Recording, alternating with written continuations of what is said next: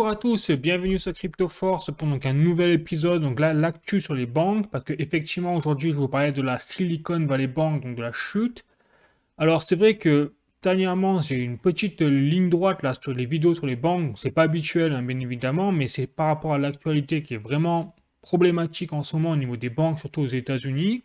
Parce que c'est vrai que j'ai commencé avec les banques en Suisse, notamment le Crédit Suisse, la Banque centrale de Suisse, qui ont annoncé des pertes quand même colossales pour l'année 2022, mais qui ne sont pas en faillite, donc c'était la bonne nouvelle. Mais après, j'ai également enchaîné donc sur une vidéo sur la chute de la banque Silvergate qui est pro-crypto et au même moment, j'apprenais qu'il y avait la chute de la Silicon Valley Bank. Donc aujourd'hui, eh bien, je vais vous parler de vraiment cette chute de la Silicon Valley Bank et au même moment, enfin, j'ai appris hier soir qu'il y avait une troisième banque aux États-Unis qui faisait faillite, c'est la Signature Bank, qui était une banque également pro-crypto. Donc là, ça fait la troisième banque quand même aux États-Unis qui fait faillite en seulement une semaine. Et donc, si la Silvergate Bank, la première à avoir fait faillite au niveau des cryptos, était vraiment petite. C'est pas le cas du tout pour la Silicon Valley Bank, qui est une banque traditionnelle pour sa part, et le cas aussi pour la Signature Bank, qui elle aussi a été, on va dire, réquisitionnée par les régulateurs américains. Donc là, ce qui se passe aux États-Unis, c'est quand même pas rien, même si c'est pas des énormes banques qui ont fait faillite, et heureusement, mais là, on voit qu'il y a un vrai problème de fond, parce qu'une banque qui fait faillite, bon, d'accord, deux banques, bon, on peut se dire, oh là, oh, il y a une coïncidence, mais trois banques, là, par contre, c'est plus du tout de la coïncidence, c'est sûr. Donc, il se passe quelque chose, là, sur le fond. Et c'est pour ça que, à la base, moi, mon article, je vous le dis, hein, j'arrive même pas à suivre l'actualité, tellement ça va vite. Et donc, à la base, je voulais le faire juste sur la Silicon Valley Bank pour présenter qu'est-ce qui se passe encore au niveau de cette banque, pour enchaîner derrière sur les solutions après en France dans une prochaine vidéo. Mais là, je me rends compte qu'il y a un problème de fond et c'est pas forcément un risque de domino systémique parce que si ça avait été le cas, on aurait eu plus de temps. Là, c'est-à-dire qu'en une semaine, il y a eu trois banques qui ont fait faillite. Ça veut dire que les causes se sont passées en amont. Et donc, du coup, j'ai réorienté mes recherches et j'ai trouvé également donc, vraiment la cause, on va dire, le petit étincelle qui a tout enflammé dans des temps, comme on le sait déjà, qui sont un petit peu durs là en ce moment. Et donc vous allez voir, j'ai trouvé, donc j'ai orienté mes recherches, je vais vous expliquer tout dans cette vidéo, donc je fais bien sûr le point en focus dans un premier temps sur la Silicon Valley Bank, la chute, je vous explique déjà l'historique de la banque, je vous explique donc les causes, les conséquences de cette chute, de cette faillite, et surtout, je vais bien sûr pouvoir élargir cela en conclusion également au système bancaire traditionnel, même crypto, hein, global, et ça explique également pourquoi on a également les cryptos qui sont touchés, et également les traditionnels, et pas que les cryptos qui sont touchés, ou que l'aspect traditionnel, enfin des finances. Donc voilà, donc bien sûr, je vais préparer tout ça dans cette vidéo, mais avant d'aller plus loin, vous le savez bien, vous voyez mon trailer.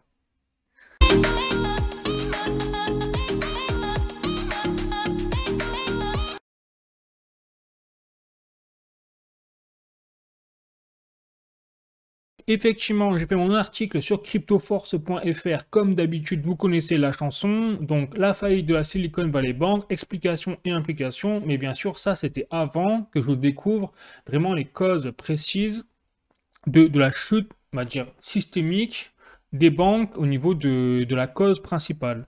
Et donc, la nouvelle est tombée le 10 mars 2023, la surprise générale, donc la chute de la banque.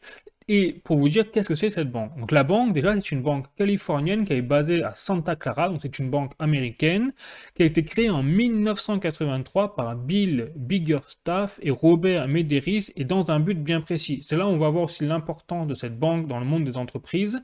C'est parce qu'à la base, cette banque avait pour rôle de financer toutes les entreprises, les startups de la fintech, des technologies. Et surtout de la Silicon Valley. Et c'est pour ça qu'on lui donne son nom à cette banque, la Silicon Valley Bank. Voilà. Et donc, à partir de là, la banque va rapidement, en plus de son portefeuille d'entreprise qu'elle arrive au début des années 90 à avoir au niveau de la tech, au niveau des startups, eh bien, elle va compléter ce service par les marchés immobiliers. Et donc, c'est vrai qu'à l'époque, avant les années 2000, dans les années 90, le marché immobilier était quand même un marché florissant pour les banques. Et donc, à partir de là, c'est avec ces moyens, ces capitaux qu'elle va arriver à décoter sur les marchés immobiliers que la banque va réussir à conquérir un petit peu son portefeuille final à hauteur de 50% déjà à l'époque. Donc déjà, on voit la perspective d'évolution par la suite pour la banque. Ensuite, en 1994, donc la Silicon Valley Bank élargit ses services aussi au secteur du vin, en plus de celui des technologies quelque part. Et là, j'ai l'article qui le prouve. Donc c'est The Street, donc là où je me suis inspiré de thestreet.com, donc le média. Silicon Valley Bank plays matchmaker between the tech and wine, c'est-à-dire joue en fait des intermédiaires entre le service des technologies, le secteur des technologies et le secteur du vin, qui est bien sûr assimilé à un secteur de luxe. Bon, et ensuite, c'est à partir de 1995, donc un an plus tard, que les choses sérieuses commencent vraiment pour la Silicon Valley Bank, puisque ça a été avec l'émergence, rappelez-vous, des années 2000, avec les startups en masse basées sur la bulle des années 2000 d'Internet, qu'on a eu des capitaux qui ont afflué massivement vers la Silicon Valley Bank, parce que je rappelle, c'était une banque à l'époque, et toujours aussi aujourd'hui, qui est concentrée sur les secteur technologique. Et donc, à l'époque, vous avez eu des startups comme Google, Facebook, enfin, Facebook sera plus tard, mais en tout cas Google, Yahoo, toutes ces startups-là sont jetées sur la Silicon Valley Bank. Et donc, grâce à ces nouveaux capitaux, la banque a pu continuer à se développer à ce moment-là, et c'est à partir de 2002 qu'elle s'est ouverte en fait au conseil en investissement et en gestion de patrimoine pour donc intégrer ce qu'on appelle les banques privées, spécialisé dans ce qu'on appelle le venture capital en anglais. Vous avez entendu parler plutôt dans ce terme-là. Et donc, elle continue tellement son ascension que cette fois, elle décide de également conquérir le marché international en ouvrant des bureaux, donc en 2004, en Angleterre, Royaume-Uni, en Chine et même en Inde. Il y a même l'Israël, je crois également. Et donc, la santé est tellement florissante pour la Silicon Valley Bank, quand il y a la crise de 2008 qui vient, donc avec la chute de la banque Lehman Brothers justement à l'époque, eh bien la banque se suffit uniquement avec une petite aide de 235 millions de dollars à l'époque de la part du gouvernement américain, dette d'ailleurs qu'elle n'arrivera sans aucun mal à rembourser à hauteur de 300 millions de dollars plus tard, puisqu'on compte les intérêts également. Et donc là, je me base sur l'article de bizjournals.com, vous voyez ici, la banque, donc Silicon Valley Bank, arrive à rembourser tous les 235 millions de dollars. Bon. Ensuite, la banque donc, continuera son expansion internationale, et là c'est fait intéressant quand même, c'est qu'elle va s'intéresser surtout à la Chine. Et donc aujourd'hui, là, avant sa chute, là elle n'existe plus la banque malheureusement, hein, mais avant qu'elle fasse faillite, il y avait un véritable partenariat entre une banque, donc la SPDB, la Shanghai Pudong Development Bank, et la Silicon Valley Bank, presque à titre égal, j'ai envie de vous dire, entre la Chine et les États-Unis. Bon, donc ça c'était quand même pas rien à l'époque. Et donc en 2015, la Silicon Valley Bank a tellement grossi, si je puis dire, qu'elle est devenue la référence et servait près de 65% de toutes les startups américaines. Je ne sais pas si vous imaginez du coup des conséquences aujourd'hui, en 2023, de la faillite de cette banque. Donc là en fait, rien qu'on lit cette phrase, on comprend que le risque, le danger, il n'est pas forcément dans le risque systémique bancaire, même s'il est présent déjà, c'est déjà pas rien, mais il est surtout aujourd'hui présent dans le risque du risque systémique de la chute des entreprises de la tech, surtout aux États-Unis, dans une période où vous avez déjà une inflation. Et vous avez déjà un problème de production au niveau technologique, puisque le secteur de la tech, on le verra après, est déjà en crise en 2022. Donc là, on est en train d'accélérer dans tous les sens cette crise-là. Bon, une petite parenthèse.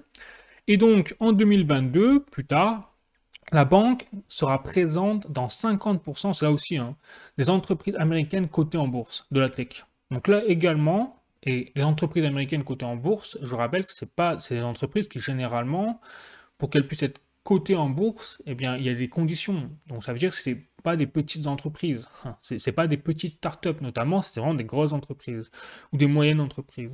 Et donc là, quand on voit ce chiffre également, on peut poser des questions sur l'avenir de ces entreprises, ou du moins sur leur santé financière, si elles sont impactées par cette chute de leur banque quelque part, ou une de leurs banques, j'espère en tout cas, qu'elles ont prévu ce genre de scénario pour leur part. Bref, et donc en 2023, au moment où la Silicon Valley Bank fait faillite, eh bien la banque comptait 8500 employés à travers le monde, quand même pas rien, a été considérée comme la 16e plus grosse banque aux États-Unis, avec 210 milliards d'actifs sous gestion et 175 milliards de dépôts. Donc je rappelle que la différence, c'est que 210 milliards d'actifs sous gestion, C'est comme Talport, c'est des actifs donc capitalisés qu'elle gère pour d'autres personnes peut-être. 175 milliards de dépôts, par contre, ce sont les clients réels de la banque, donc des particuliers ou des entreprises qui ont déposé de l'argent, qui ont créé un compte bancaire dans la Silicon Valley Bank. Donc c'est quand même pas négligeable. Maintenant, j'ai présenté donc la Silicon Valley Bank, je vais passer aux causes de la chute. Et là, vous allez voir, ça va être vraiment intéressant parce que je vais aborder donc la cause systémique, mais qui est valable pas que pour la Silicon Valley Bank, qui est valable pour toutes les banques. Et c'est ça qui est inquiétant dans le risque potentiel systémique. Et donc, déjà, la première chose qu'on peut voir, qu'on peut constater dans cette chute, c'est que c'est la rapidité. C'est ça qui est également inquiétant, c'est que c'est sorti de nulle part. Enfin, personne s'y attendait. Par exemple, j'avais fait une vidéo sur le Crédit Suisse et la Banque centrale de Suisse qui avait des pertes colossales. Si demain on nous apprend que le Crédit Suisse fait faillite, ce ne sera pas une surprise. Donc, bon, on pourra se dire, on s'y attendait, on a essayé de mettre en place des solutions, et si elle ne fait pas faillite, la Crédit Suisse, c'est parce que justement les gens s'y attendaient et ont mis en place des solutions pour pallier à ce problème. Voilà. Sauf que là, le problème avec la Silicon Valley Bank, c'est que personne n'a pu mettre en place de solution, puisque ça a été la surprise générale, totale. À tel point, je vais vous dire à tel point que j'avais 2 tweets à vous montrer. Le premier tweet, il a été effacé en même temps que le compte Twitter de la SBB. Donc là, déjà, on peut dire c'est vraiment la fin d'Arico, parce qu'ils ont carrément supprimé leur compte Twitter. Et donc, ce tweet, moi, ce qui m'en reste, hein, eh bien, on avait donc une image du PDG de la SVB, donc de la Silicon Valley Bank.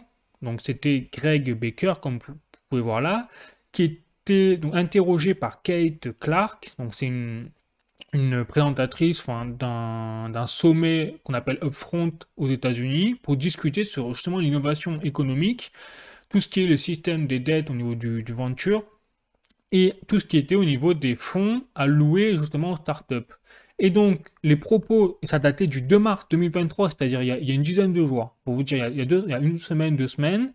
Et donc, vous avez le PDG, Greg Baker de la SVB, qui déclarait à ce moment-là, au 2 mars 2023, nous sommes fiers nous-mêmes de faire partie des meilleurs partenaires financiers dans les temps les plus challengers, c'est-à-dire les plus durs. Donc ça, c'était le PDG il y a 10 jours, qui annonçait quand même ça tranquillement devant tout le monde. 10 jours plus tard, badaboum, il n'y a plus de banque. Bon, donc déjà quand même, pour vous dire la situation assez surprenante. Deuxième point, donc là aussi, dans le même ordre de délire, et cette fois, ça concerne la Silicon Valley Bank située au Royaume-Uni. En fait, c'est une filiale, donc le compte Twitter n'a pas été supprimé, déjà, elle se porte beaucoup mieux la filiale, heureusement. Mais on parlera également de l'aspect Royaume-Uni, parce que le gouvernement anglais également est très inquiet pour ces entreprises là-bas. Enfin, je vous montrerai, on en parlera plus tard. Mais pareil, là j'ai un tweet donc de la Silicon Valley Bank au Royaume-Uni. Donc nous sommes très excités d'être ici donc à ce qu'on appelle le CGIM, c'est-à-dire en fait un gala qui permet de récompenser les meilleures banques, enfin la banque de l'année quelque part, tous les ans. Donc ouf, on respire. Heureusement, je vous rassure, la Silicon Valley Bank n'a pas été nommée et n'a pas gagné de prix, heureusement, à ce moment-là. Là aussi, c'était au 2 mars 2023. Mais en tout cas, ils y prétendaient. Ils faisaient partie des banques qui étaient dans la liste des nominations pour recevoir le prix de banque de l'année. Donc là, ça aurait été l'ironie, je vous laisse même pas imaginer ça avait été le cas. Mais en tout cas, on était très loin d'une perspective potentielle, même juste soupçonnée, que la banque, 10 jours plus tard, elle ferait faillite. Bon. Voilà, donc pour vous dire, quand même, l'ironie du sort. Et donc maintenant, on va passer à la première cause, parce que j'ai identifié 3 causes dans la chute de la Silicon Valley Bank. Donc la première cause, on va dire que c'est la plus ancienne, c'est celle qui a vraiment allumé la mèche, je vous dirais, du bâton de dynamite. Et donc la première cause, c'est tout simplement la hausse des taux directeurs des banques centrales. Et donc ça, c'est étonnant, parce que je ne m'attendais pas du tout à retrouver ça dans mes recherches, mais c'est vrai que ça fait un moment, si vous suivez mes vidéos, que je vous dis attention, les banques centrales sont en train de mettre en place une politique monétaire agressive, trop agressive peut-être pour la période que l'on connaît, même s'il faut essayer de réguler l'inflation. Et aujourd'hui, les banques centrales, j'en parlais également dans la vidéo sur la Suisse, sont en train de mettre en place une politique qui va être pire au final que le mal. Eh bien, c'est ce qu'on est en train de voir. Et je vais vous expliquer comment et pourquoi. C'est-à-dire que déjà, il faut savoir que les banques, dans leur mécanisme pour faire des bénéfices tous les jours, elles fonctionnent sur plusieurs mécanismes de trading, si je puis dire. Et notamment, donc, il y a 2 mécanismes, enfin les bénéfices qui sont notables, c'est les titres adossés à des créances hypothécaires et les bons du trésor, que les banques s'échangent entre elles ou autres. Et donc, ce qui se passe, c'est que déjà, pour vous expliquer la définition des titres adossés à des créances hypothécaires, premièrement, eh bien, imaginez, bah, si vous avez des crédits immobiliers, par exemple, c'est la norme, c'est vous allez voir votre banque pour acheter votre maison, vous demandez un crédit, vous l'obtenez, vous achetez votre banque, et après, vous payez des mensualités tous les mois. Bon. Donc là, rien de nouveau sous le soleil, sauf que ça, c'est votre côté, mais par contre, de l'autre côté, du côté de la banque, elle, ce qu'elle peut faire, même ce qu'elle fait de plus en plus souvent pour rentabiliser les bénéfices sur les bénéfices, etc., c'est qu'elles peuvent transformer votre prêt, cette banque-là, en titre, justement adossé à des créances hypothécaires, c'est-à-dire le MBS en termes anglais, c'est-à-dire que c'est quelque chose, en fait, elle transforme votre prêt en action boursière, quelque part, et après, elle peut le revendre à d'autres sociétés. Ça veut dire que votre prêt, vous ne le voyez pas, vous continuez à payer vos mensualités, mais votre prêt se balade quelque part, même au niveau mondial, les banques s'échangent, les entreprises peuvent aussi peut-être participer, enfin, etc.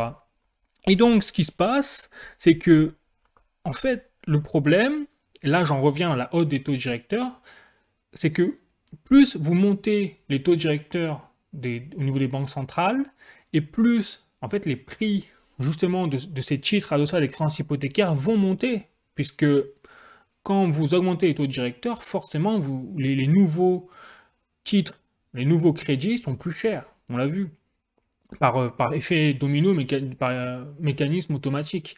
Et donc, ça veut dire que vous avez des banques qui ont acheté des obligations, des titres adossés à des créances hypothécaires avant la hausse des taux directeurs, et donc ils se retrouvent avec aujourd'hui des anciennes obligations qui ne valent plus rien, parce que les investisseurs ne se tournent plus vers ces anciennes obligations qui rapportent moins, mais vers les nouvelles obligations qui rapportent plus, puisqu'elles sont plus chères, puisque les taux directeurs sont plus hauts. Et donc, par exemple, la Silicon Valley Bank, eh bien, elle avait des obligations, des titres adossés à des créances hypothécaires avant la hausse des taux directeurs, et donc, elle était en perte, en fait, si vous voulez, passive. C'est-à-dire que, comme je rappelle, c'est des actions, quelque part, c'est des titres, eh bien, il suffit de ne pas vendre ces titres pour ne pas subir de pertes. Même si dans votre portefeuille boursier, vous voyez que vous êtes en perte. Mais bon, si vous ne vendez pas, vous n'êtes pas en perte. Donc, ce que font en général les banques, c'est quand elles sont dans cette situation, dans des crises, elles attendent tout simplement que les taux directeurs redescendent, que la crise passe, pour voir leurs anciennes obligations reprendre de la valeur par rapport aux nouvelles qui deviennent inversement moins attractives pour les investisseurs. Et c'est à ce moment-là qu'elles revendent leurs titres, leurs actions adossées à des créances hypothécaires et qu'elles rétablissent leurs bénéfices.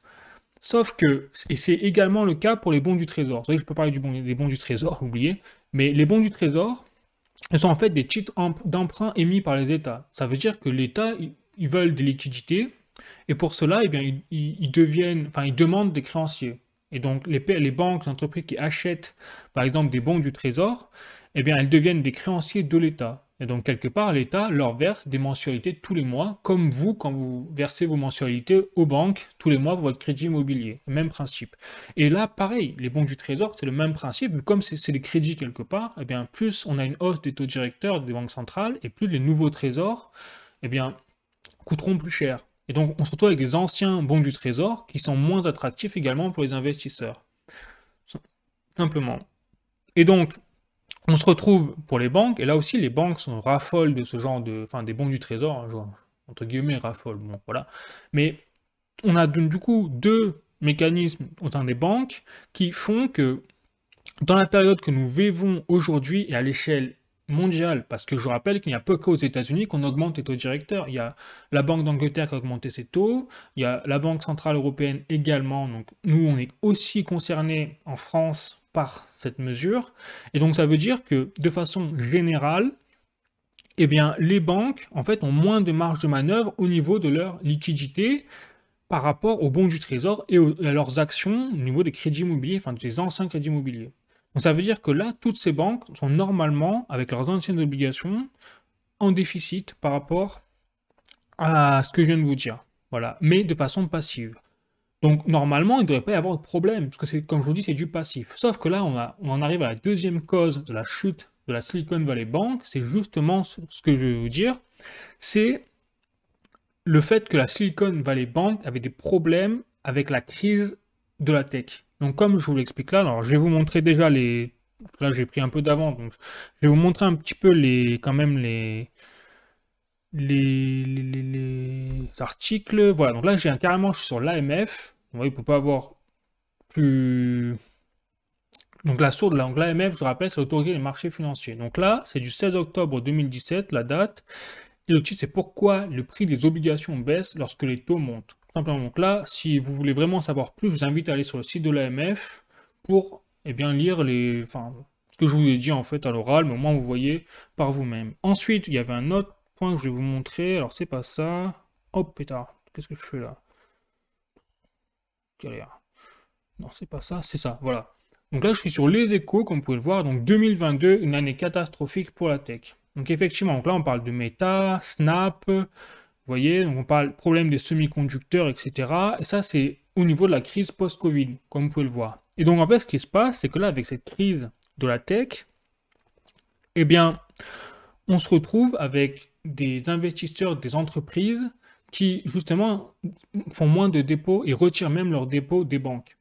Et comme vous l'avez compris, la Silicon Valley Bank, c'était la banque de référence pour le secteur de la tech, eh bien, on s'est retrouvé en 2022 avec d'énormes retraits pour la Silicon Valley Bank au niveau des dépôts. Et donc, ce qui s'est passé, c'est que on a eu tellement de retraits que la Silicon Valley Bank s'est retrouvée à court de liquidité. Et donc, comme elle s'est retrouvée à court de liquidité sur un moment précis, eh bien, elle n'a eu d'autres choix et elle a même été contrainte par les autorités financières américaines, les régulateurs, de vendre justement tous ces bons du Trésor et tous ces titres adossés aux créances hypothécaires. Et c'est comme ça qu'elle a transformé son portefeuille, donc qui était négatif, mais passif au niveau boursier, en portefeuille actif, négatif, actuel, en net, après impôt. Et elle s'est retrouvée avec une perte de 1,8 milliard de dollars, justement, après impôt, à cause de ce phénomène-là. Et donc, pour enfoncer le clou, donc là, ça a été la panique. C'est-à-dire que quand les investisseurs qui étaient déjà fragilisés par la crise de 2022 du secteur de la tech, quand ils ont vu ça, ils ont encore plus paniqué. Donc ça fait boule de neige et on s'est retrouvé avec la faillite finale de la banque Silicon Valley Bank. Et donc, à cela s'ajoute bien sûr une troisième. Et pour vous dire que là, je vous ai parlé des banques centrales, les méchantes. Bon, voilà. Mais je vous parlais également de l'aspect fuite de liquidité parce qu'il y a une panique, donc c'est ce qu'on appelle le bank run, mais surtout, il y a également la mauvaise gestion de la part de la banque. Et donc c'est pour ça que là, je me base sur un article de Morningstar, donc je vous montre l'article sur lequel je me suis basé, c'était celui-là, non, c'est pas ça, c'est celui-là, voilà. Morningstar, donc panique bancaire après les difficultés de l'américaine SVB. Donc la hausse des coûts de financement a exercé une pression sur le revenu net d'intérêt des banques. Donc, dans cet article-là, je retrouvais justement ce tableau qui est très intéressant. Et en fait, je crois que c'est les 20 plus grosses banques, peut-être, hein, je n'ai pas vérifié, mais en tout cas, logiquement, ça doit être peut-être les plus grosses banques aux États-Unis, et classées par ordre de gestion justement des risques. Et comme on peut le voir, la SVB était la banque qui avait la plus mauvaise gestion des risques. Et notamment, avec, vous voyez, on a ce qu'on appelle là la liquidité ratio, c'est-à-dire le ratio de liquidité, qui était à moins 39%. Ça veut dire quoi? Ça veut dire que quand les clients ont commencé à retirer leur argent, eh bien, la banque n'avait pas assez de liquidité assurée de côté pour combler justement ce retrait de liquidité. Donc ça veut dire que normalement, vous savez, des banques, elles ont l'obligation même au niveau de la loi, je crois en Europe notamment, d'assurer les montants garantis. C'est obligé, parce que si, justement, pour éviter le fait que si il y a des clients qui retirent tous leur argent en même temps, la banque se retrouve en fait en perte. Au lieu de se retrouver à zéro, c'est plus que normalement, s'il n'y a plus de liquidité, ça va être à zéro. Mais là, comme elle joue avec les liquidités, elle envoie droite à gauche avec les produits dérivés, font du trading, etc., et bien elles peuvent se retrouver avec moins de liquidités qu'elles en ont réellement. Et là, c'est exactement ce qui se passe avec la SVB. Donc voilà, c'est qu'elle s'est retrouvée avec une perte, enfin, des problèmes de liquidité à moins de 39%. Donc quand il y a eu la panique, eh bien, elle n'avait plus assez de liquidité, justement, et c'est ça, ce phénomène-là qui l'a contraint à vendre ses titres adossés à des créances hypothécaires et ses bons du trésor qui derrière lui ont causé une perte de 1,8 milliard de dollars. Voilà, donc vous savez tout sur la Silicon Valley Bank au niveau des causes, et maintenant on va voir les conséquences, et là aussi vous allez voir, ça déménage un petit peu quand même. Parce que les conséquences, donc la première chose, donc là je vois là, je vais vous montrer un article de la CNBC, voilà, donc la banque Silicon Valley, shutdown, fermée par les régulateurs. Donc c'est la plus grosse, donc le plus gros échec d'une banque depuis la crise de 2008. Il rajoute ça, donc ça datait du 10 mars 2023, CNBC. Bon, en fait, ce qui s'est passé, c'est qu'on a eu effectivement les régulateurs, donc il n'y a pas que la Réserve fédérale américaine, il y a ce qu'on appelle aussi le FDIC, c'est-à-dire le Federal Deposit Insurance Corporation, tu en anglais. Et donc, c'est en fait une agence indépendante du gouvernement, américaine bien évidemment, chargée de veiller à la garantie justement des dépôts bancaires aux États-Unis. Alors, je vous rassure, nous, en France, on a un peu, en Europe, on a un peu le même système. Donc, bon, j'aborderai ça dans la prochaine vidéo. Je ferai vraiment les solutions pour nous, au cas où nos banques, elles sont pas très bien. Enfin, au cas où, hein. Donc, je ferai les solutions et tout. J'expliquerai vraiment comment ça marche en Europe, en France. Voilà. Mais en tout cas, là-bas aux États-Unis, donc c'est la FDIC qui est en charge justement de garantir les dépôts des particuliers et de veiller à ce que justement il n'y ait pas de risque systémique bancaire comme on l'a eu en 2008 avec la chute de la banque Lehman Brothers. Et donc la FDIC, petite anecdote, elle a été créée en 1933 justement suite à la faillite en masse des milliers de banques lors de la Grande Dépression de 1929. Donc pour l'instant, ce qu'on a, c'est une goutte d'eau par rapport à ce qui s'est déroulé par exemple en 1929. Et on a des organismes, notamment officiels comme la FDIC, qui sont chargés justement de contenir ce genre de crise, pour anecdote et pour information. Donc le FDIC a été nommé liquidateur officiel de la SVB, donc le 10 mars ou le 9 mars, je ne sais plus. Et donc là, j'ai également une information de Reuters que je vous montre, donc un article ici. Voilà, donc là c'était au 12 mars 2023, Reuters. Donc la FDIC donc essaye de se dépêcher pour retourner, en fait, pour rembourser les fonds non assurés des dépôts de la Silicon Valley Bank aussi vite que possible, c'est-à-dire à partir de lundi, c'est-à-dire aujourd'hui. Donc normalement aujourd'hui, les citoyens américains qui ont des dépôts sur les comptes banques, enfin sur les comptes de Silicon Valley Bank devraient pouvoir récupérer leur argent. Et donc les conséquences, très directes, c'est carrément comme dans les films de science-fiction. Vous voyez là j'ai une vidéo donc de Goku sur le compte Twitter, et regardez, ça, c'est les files d'attente devant les locaux de la Silicon Valley Bank, comme vous pouvez le voir là. Carrément. C'est comme dans les films, clairement. Hein. Donc ça, c'est triste conséquence déjà temporaire visible, enfin, court terme, ça c'est sûr. Et donc, la deuxième conséquence, ça ce qu'il faut savoir, c'est que justement par rapport au FDIC, qui est censé garantir les dépôts, il faut savoir que la loi américaine fixe une limite de remboursement à 250 000 $. C'est-à-dire que, après, donc là, tout ce qui est les particuliers, donc bon, en moyenne, un particulier, c'est entre 20 000 et 100 000 $ de moyenne pour un compte bancaire aux États-Unis. Je vous dis ça à la louche, hein, je n'ai pas de chiffres et tout, mais grosso modo, bon, ils n'ont pas 1 million de dollars en moyenne sur un compte bancaire. Bon. Donc, il faut savoir que là, à 250 000 $, les particuliers, la plus grande majorité récupéreront leurs fonds. Par contre, là, ce qui est inquiétant, maintenant on en vient aux entreprises. Et notamment aux entreprises de la tech, qui sont déjà, je rappelle, en difficulté en 2022, on l'a vu avec la crise de la tech. Et donc, là j'ai un autre tweet de The Kobeissi Letter, où justement on voit quelques entreprises, et je dis bien quelques entreprises, qui ont officiellement déclaré leurs fonds, les fonds qu'elles avaient au sein de la Silicon Valley Bank. Et notamment, en tête, on a The Circle, entreprise crypto, 3,3 milliards de dollars. Donc j'ai envie de vous dire qu'à ce niveau, les 250 000 $ de plafond remboursables, ils sont explosés. Hein. C'est une petite goutte d'eau dans l'océan. 3,3 milliards qui étaient chez Silicon Valley Bank. Après, vous avez Roku, 487 millions de dollars. BlockFi, encore entreprise crypto, 227 millions de dollars. Roblox, entreprise crypto, 150 millions de dollars. Ginkgo Bio, ça je sais pas ce que c'est, mais je crois que c'est une entreprise peut-être pharmaceutique ou un labo. Vous avez iRhythm, je ne sais pas ce que c'est non plus, Rocket Lab, etc. Sangamo Therapeutics. Enfin, vous avez aussi dans la tech, effectivement, chez la Silicon Valley Bank, beaucoup d'entreprises, des startups, du médical, de laboratoire. Bon. Et donc là, on peut voir qu'effectivement, on a une surexposition des entreprises de la tech au niveau de la Silicon Valley Bank. Et donc, c'est également une des premières conséquences court terme qu'on a vues, c'est à l'annonce de la chute de la Silicon Valley Bank, un dépeg du stablecoin USDC, c'est-à-dire le deuxième stablecoin en termes de capitalisation boursière au niveau mondial, au niveau des cryptos. Et pourquoi? Eh bien, tout simplement parce que le USDC, c'est justement le bébé, enfin, la création de Circle. Et en fait, Circle avait stocké quelque part sur les 3,3 milliards, une partie en équivalent stablecoin USDC de leur côté.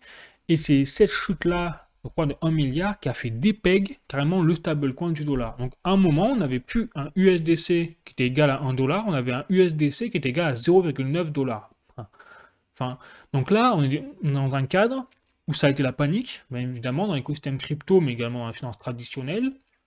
Et je vous rassure, en ce moment-là, le USDC s'est repeg au dollar, mais en tout cas, la confiance, elle n'est plus au rendez-vous, parce que, enfin, on nous a vendu des stablecoins comme impossible, justement. C'est un stablecoin, c'est censé être indexé à 1 dollar. C'est le principe de base. S'il est capable d'être désindexé du dollar pour n'importe quelle raison que ce soit, même si c'est une crise bancaire, ça veut dire que là, il y a un vrai problème de fond, de confiance à accorder au stablecoin. Donc là, quand on arrive à un terme comme ça, peut-être qu'ils vont encore mieux faire confiance au Bitcoin, j'ai envie de vous dire, malgré la volatilité, parce qu'au moins le Bitcoin, justement, ne dépend pas de la centralisation. Et là, c'est aussi un point que je répète très souvent dans mes vidéos, je suis désolé, mais je le répète. Encore une fois, c'est le problème de la centralisation. Et quel que soit le secteur, je parle de la finance traditionnelle, mais également des crypto-monnaies, on le voit bien à travers le USDC qui a été impacté à cause de sa centralisation de la part de Circle, qui a eu la stratégie de mettre des fonds dans la Silicon Valley Bank. Voilà, donc on voit vraiment qu'il y a quand même un effet domino, déjà sur le court terme, au niveau des entreprises de la tech et même des entreprises crypto. Bon, et ça, là où j'insiste aussi également, c'est que la liste que nous avons ici dans le tweet de The Kobeissi Letter, c'est une petite goutte d'eau. Hein. Là, au total, il y a peut-être 5 milliards, vraiment je suis gentil, hein, 5 milliards de dollars. Je rappelle que les dépôts de la Silicon Valley Bank, c'était estimé donc à fin 2022 à 175 milliards. Ça veut dire que là, il y a de très très très nombreuses entreprises qui n'ont pas encore déclaré officiellement leurs fonds, parce qu'on imagine très bien qu'elles ne veulent pas faire paniquer leurs investisseurs et créer un effet encore plus boule de neige avec des retraits en masse des investisseurs des fonds au niveau de leurs entreprises. Donc, enfin, c'est pas fini. C'est-à-dire que là, on est au début. Au niveau du risque systémique des entreprises, on est au tout début encore et il faudra des mois, des années peut-être pour voir les impacts. Bon, déjà première chose. Ensuite, donc là, je vous parlais également de ce désastre pour les entreprises. Donc j'ai un article, on va revenir au Royaume-Uni. Alors, je vais retrouver l'article. Hein. Voilà, là de 20 minutes, effectivement, vous voyez, donc là c'était au 12 mars 2023, hier, faillite de SVB, un risque sérieux pour le Royaume-Uni selon le gouvernement. Et donc il y a carrément des plans qui sont en cours par le gouvernement donc, britannique pour justement essayer de sauver leurs entreprises de la tech qui étaient exposées à la banque donc, américaine Silicon Valley Bank. Donc vous voyez qu'il y a quand même des répercussions assez fortes et ils se disent même inquiets carrément au Royaume-Uni parce qu'on imagine que s'il y a des entreprises de la start-up technologique, je rappelle que ça veut dire stratégique, parce que la technologie ça peut être tout n'importe quoi, ça peut être même, pourquoi pas l'armement, ça peut être, donc encore plus en ce moment il y a la guerre, donc là on peut avoir carrément des entreprises stratégiques qui peuvent être concernées et mises en danger au niveau économique à cause de cette chute de la Silicon Valley Bank. Enfin bref, voilà. Ensuite, donc, bien sûr, donc là j'ai abordé des conséquences des entreprises, surtout les conséquences sur les particuliers, enfin avec le plafond à 250 000 dollars. Maintenant, je vais attaquer sur, bien sûr, bien évidemment, les conséquences sur le système bancaire et qui peut être systémique, on l'a vu ou non. C'est ce qu'on va voir là. Donc déjà, première chose, c'est qu'au moment où on a eu l'annonce de la chute de la Silicon Valley Bank, on a eu une chute également des actions boursières. Donc, on a eu les 4 plus grandes banques américaines qui ont perdu l'équivalent boursier de 52 milliards de dollars. Et la contagion, la panique s'est répandue jusqu'en Europe, parce que nous, en France, on a eu une chute des actions boursière de BNP Paribas de 3,89%, c'est des exemples que je vous donne au pif, et la Société Générale de 4,49%. Pour vous dire l'impact quand même qui n'était pas négligeable sur le court terme. Je vous rassure, entre-temps, là aujourd'hui, les actions sont revenues presque à la normale, comme le USDC qui s'est dépeg et qui s'est repeg aujourd'hui en dollars. Donc on va dire que sur le point temporaire, le choc a été amorti. Ça n'a pas été une boule de neige qui a tout emporté sur son passage. Donc ça, c'est une très bonne nouvelle déjà, je voulais vraiment vous le dire. Par contre, effectivement, maintenant, on va s'intéresser au... Alors, par contre, je vais vous montrer l'article d'abord de Reuters également, si je ne me trompe pas.